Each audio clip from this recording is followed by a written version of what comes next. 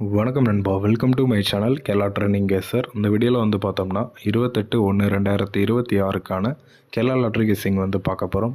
So video வந்து கடைசி வரைக்கும் பாருங்கள். ஃபஸ்ட் ஆல் போர்டுக்கான நம்பர் பார்த்தீங்கன்னா 1.